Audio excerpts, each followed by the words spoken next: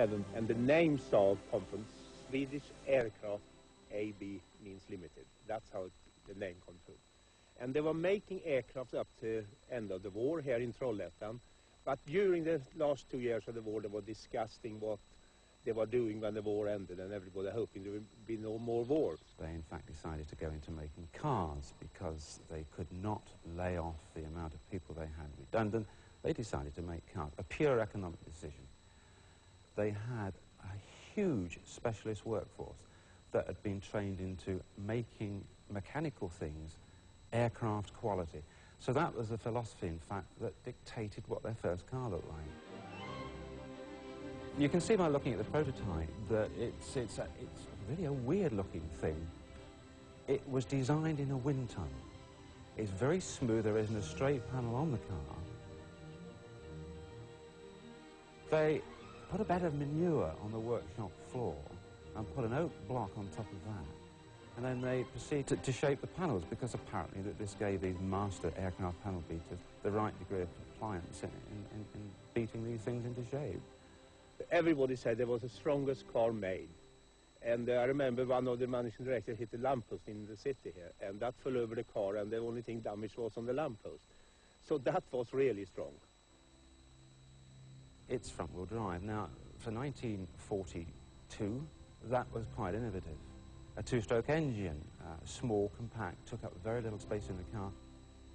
Reaction to this early prototype was very good, even from the press and the public alike. And they decided then the investment was there to retool and make the first Saab car, the Saab 92.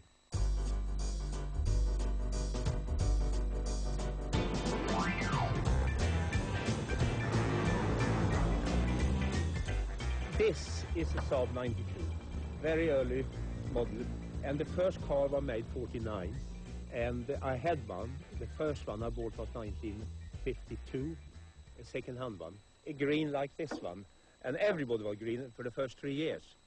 And the story is they had bought so much green paint for the aircraft and the military side, so this was left, and we were painting them green for the first 3 years.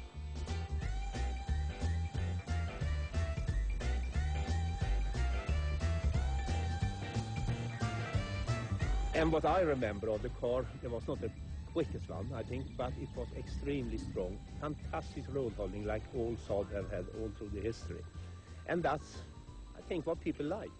We sold fantastic well. We sold everything we can make.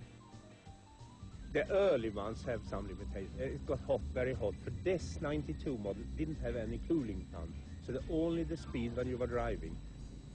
People who went on holiday in Switzerland, they complained about this damn thing was boiling all the way up, and the brake fluid was boiling on the way down.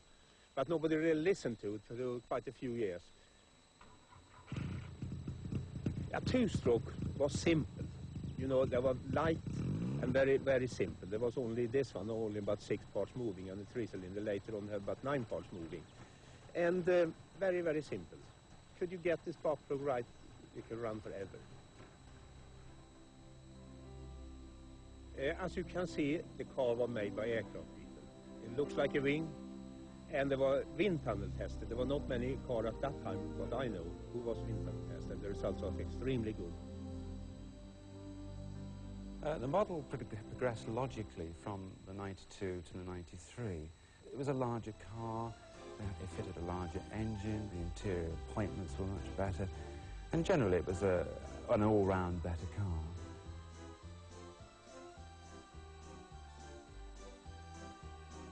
The Saab two-stroke unit was a very interesting engine in so much that it took them really through almost a decade.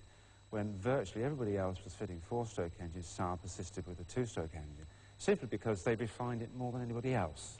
It gave it an awful amount of power, given its specific size, was capable of being highly tuned. Witnessed the success with Eric Carlson in the rallying days. Saab were interesting in rallying, I believe, for the find out it was the best way to test the car. You can have the people testing a car on a test track, but it's not the same as they come to competition. And that's where I think we were far ahead of other manufacturers. And the big wins come in the early 60s.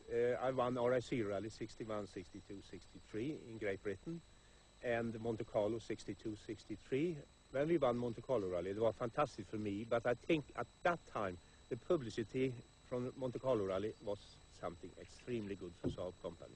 People were looking at the fact they were winning rallies successfully, one after another, with a tiny little car, with a tiny little engine and a rather large driver.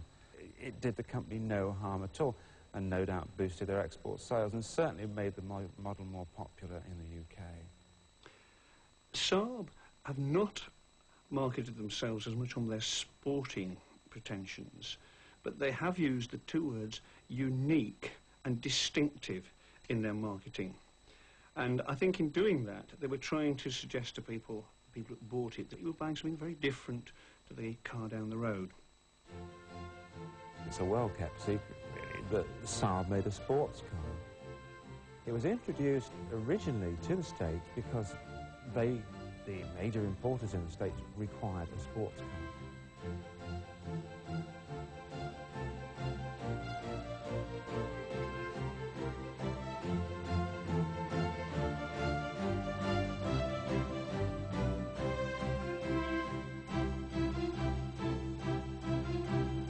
Saab drivers themselves are usually unusual people, and certainly the Sonnet personifies that. I mean, they're extremely unusual shape, and I think quite exciting. Some people think they're just a joke. I think it's how it takes you.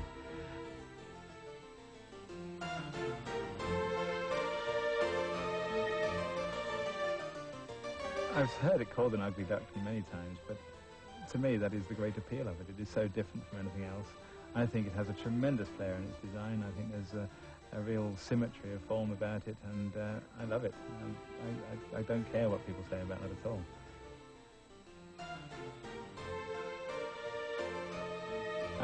For my money, the later Italian design isn't quite so perky, it isn't quite so nice, but it has its own charm as well. But they are certainly so different from anything else that is an appeal in itself.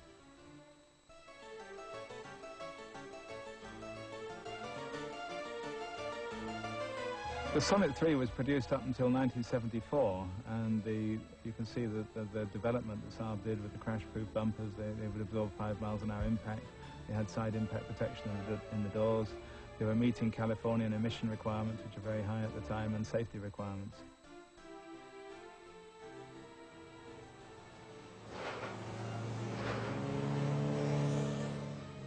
It was a very serious sports car, and with the front-wheel drive handling and perfect balance that the engine configuration gave it, it was the most fantastic car to drive.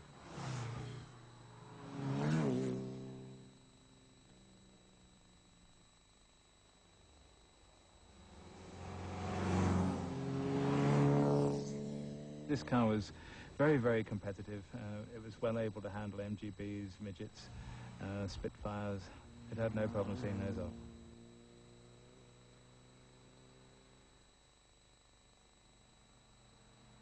Saab made it a success because it was such a vivacious and sporty car. They were using front-wheel drive simply because this was what they were used to manufacturing. It was the formula for their success in rallies and everything. And they were using 96 parts, Saab 96 parts. So they were using the same engine, the same transmission, many parts. The back suspension was all shared as well.